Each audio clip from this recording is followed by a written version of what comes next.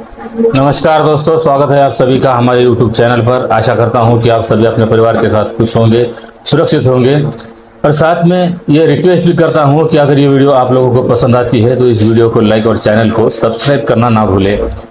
तो दोस्तों, आज की घटना है महाराष्ट्र राज्य का मुंबई शहर है। मुंबई शहर का एक गोरेगांव इलाका है और गोरेगांव का ही एक इलाका पड़ता है बीएमसी कॉलोनी, और बीएमसी कॉलोनी का ही एक नगर पड़ता है संतोष नगर। संतोष नगर में एक परिवार रहा करता था, जिस परिवार में रमेश धोंडू हलदीवे, यह व्यक्ति बीएमसी में ही एक कर्मचारी था, बीएमसी में नौकरी करता था और इसी कॉलोनी में रहा करता था। पिछले 20 साल पहले इन दोनों की शादी हुई थी। पत्नी का नाम उर्मिला। उर्मिला और रमेश 20 साल से अपनी खुशहाल जिंदगी जी रहे थे। इन्हें एक बेटा एक बेटी होती है। बेटी अभी 18 साल की हो चुकी है, जो पढ़ाई कर रही है। इस तरह से इनकी खुशहाल जिंदगी चल रही थी। तो जो रमेश होता है, इसे अब अपनी बेटी की शादी की चिंता होने लगी। तो वह इस बेटी की शादी के लिए कुछ रुपए इकट्ठा कर रहा था। इसके लिए कुछ सोने के गहने भी इकट्ठा कर रहा था। और एक तरह से मानो तो ये एक जिम्मेदार पति भी था, तो एक जिम्मेदार पिता भी था। इस तरह से ये कई दिनों से अपने घर में सोने के गहने बनवाकर अपनी पत्नी को दिया करता था। लगभग 10 साढ़े 10 तोले इसने सोना इकट्ठा किया था, वो उसकी पत्नी के हाथ में दिया था। पत्नी घर पर ही इतना सोना रखती थी।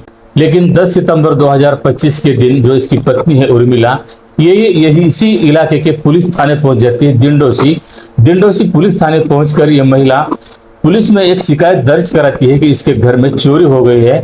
और चोरी में इसके 10.5 तोले के जो गहने हैं, सोने के गहने, लगभग ये 10 साढ़े 10 लाख के गहने हैं और ये चोरी हो गए हैं। पुलिस इनके घर पर पहुंचती है। आकर सब देखते हैं तो जो अलमारी थी, अलमारी जैसी की तैसी थी। किसी भी सामान को किसी चोर ने नुकसान नहीं पहुंचाया था, न दरवाजा टूटा था, न कहीं खिड़की टूटी थी। पुलिस ने पूरी तरह से जांच पड़ताल की और उसके बाद पुलिस को कुछ शक होने लगता है कि कोई अगर चोर हो, जो प्रोफेशनल चोर होता है, ऐसा चोर तो कुछ खिड़की या दरवाजा तोड़कर अंदर घुसता है। जब उसके पास कोई अलमारी की या तिजोरी की कोई चाबी नहीं होती, तो ऐसे में वो तिजोरी का लॉक तोड़ देता है या फिर अलमारी का ताला तोड़ देता है, तब वह चोरी करता है। लेकिन इनके घर में तो किसी तरह की कोई तोड़फोड़ नहीं हुई थी। तो पुलिस को कहीं ना कहीं शक होने लगता है कि कोई परिवार का ही सदस्य होगा जिसने ये चोरी की होगी। पुलिस जब महिला से पूछताछ करती है तो महिला अपने पति पर ही शक जताने लगती है। उस महिला उर्मिला को लगता है कि उसका पति रमेश इसी ने चोरी की होगी।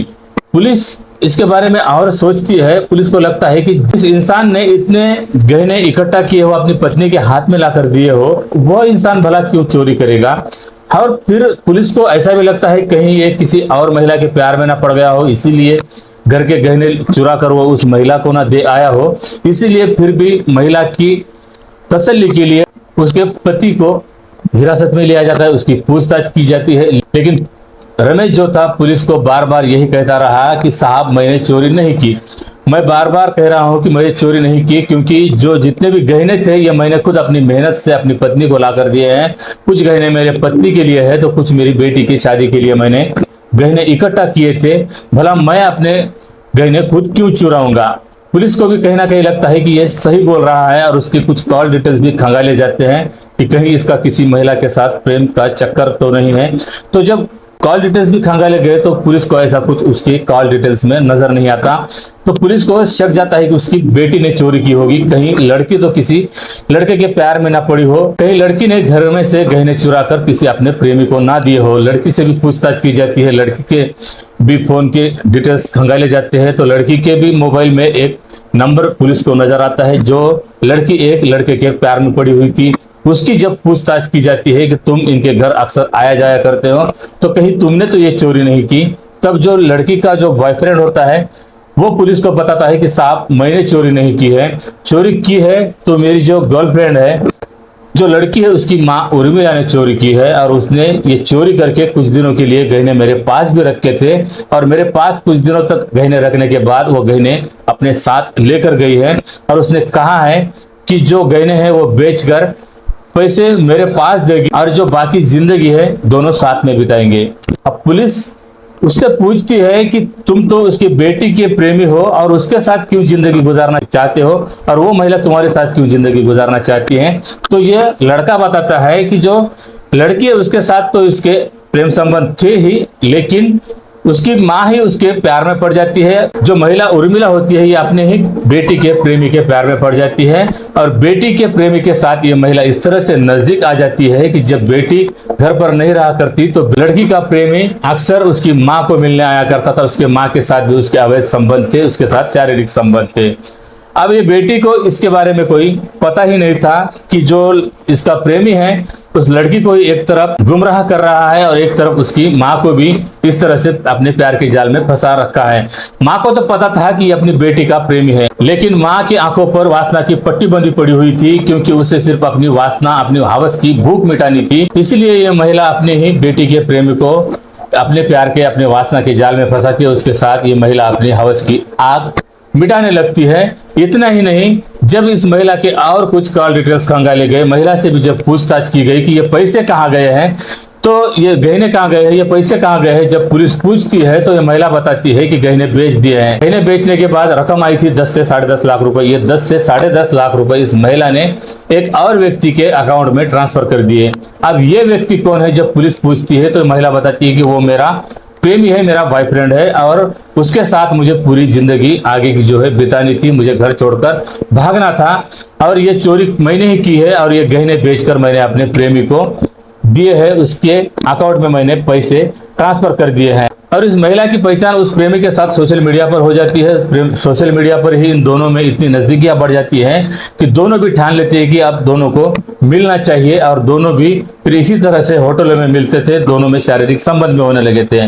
जब महिला को लगा कि यही प्रेमी जो सोशल मीडिया पर मिला हुआ है ये उसकी हर जरूरतों को पूरा कर सकता है, एक तो शारीरिक जरूरतों को पूरा कर सकता है, इसलिए महिला ने ठान लिया था कि जो सोशल मीडिया पर प्रेमी से मिला था उसके साथ पूरी जिंदगी बिताना था। इसीलिए इस महिला ने जो भी रकम मिली थी वो उसके अकाउंट में ट्रांसफर कर दी थी।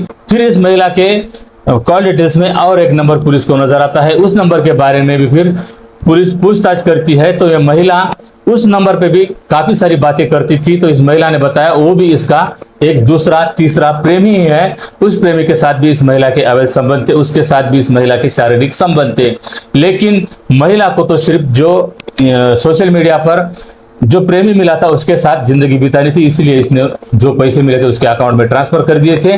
और ये जो बेटी का प्रेमी था, जो दूसरा प्रेमी था, इन दोनों को सिर्फ इस महिला को अपनी शारीरिक जरूरतों को पूरा करना था। इन दोनों को इसी तरह से इस महिला ने बैला फुसला कर अपने हाथ के नीचे रखा हुआ था। इन दोनों को भी सिर्फ अपनी शारीरिक जरूरतों को पूरा करने के लिए इस्तेमाल किया था।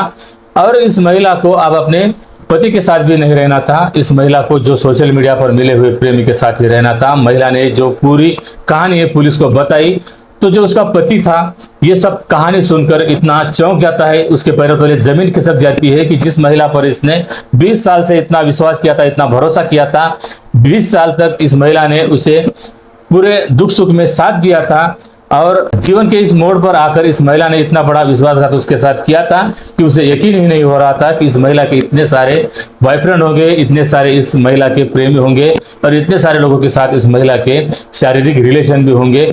उसके पति को इतना विश्वास भी नहीं हो रहा था कि उसकी पत्नी ने ही उसे इस तरह से बर्बाद करने की कोशिश की, एक तरह से उसे पुलिस के हवाले करने की कोशिश की। और जितना हैरान उसका पति हो रहा था उससे कई गुना उसकी बेटी हैरान और परेशान हो जाती है। बेटी को विश्वास ही नहीं हो रहा था कि उसके माँ के इतने दो प्रेमी हैं, दो प्रेमी पति होने के बावजूद उस महिला को उसकी बेटी का ही प्रेमी कम पड़ने लगा। उसकी बेटी के प्रेमी पर ही इस माँ ने डाका डाला था, उस पर ही इस महिला ने हाथ साफ कर दिया था कि अपनी बेटी का प्रेमी है और इसके साथ इस तरह से रिलेशन में कैसे आए। इस महिला ने इसके बारे में जरा भी नहीं सोचा, क्योंकि इस बेटी का जो प्रेमी था अक्सर इससे जब रमेश घर पर नहीं होता था तो बेटी से मिलने आया करता था, और माँ से भी बेटी ने उसे मिलाया था। तभी महिला की नजर में उसका प्रेमी भर गया था, और इसीलिए उस प्रेमी के साथ शारीरिक जरूरतों को पूरा करने का इस माँ ने ठान लिया था, इस महिला ने ठान लिया था। इसीलिए फिर जब भी वो बेटी का प्रेमी घर पर आता था तब बेटी घर पर नहीं होती थी तो महिला उसे इसी तरह से घर पर बुलाया करती थी, और इसी तरह से उसके साथ अपनी वासना की, अपनी हवस की आग मिटाने लगती थी। पुलिस ने इस महिला को हिरासत में लेकर इस महिला पर मामला दर्ज किया है, इसे हवालात में बंद कर दिया है, क्योंकि इस महिला ने एक तरह से चोरी तो की है, दूसरी बात अपने बेकसूर होते हुए पति पर भी इल्जाम लगाया है, और तीसरी बात इस महिला ने पुलिस को भी गुमराह करने की कोशिश की। इन सभी धाराओं के तहत पुलिस ने इस महिला पर मामला दर्ज किया है और इसे हवालात भेज दिया है। तो दोस्तों, इस पूरी कहानी को आप लोगों को सुनाने का उद्देश्य किसी की भावनाओं को आहत पहुंचाना या किसी को बदनाम करना नहीं है, बल्कि आप लोगों को सचेत करना है, सावधान करना है। और इस पूरी घटना के बारे में आपकी क्या राय है, ये कमेंट में जरूर बताएं। अगर ये वीडियो, ये जानकारी आप लोगों को अच्छी लगी हो तो इस वीडियो को लाइक और चैनल को सब्सक्राइब करना ना भूलें। तो मिलते हैं एक ऐसी ही अगली वीडियो में, तब तक अपना ख्याल रखना। जय हिंद, जय भारत।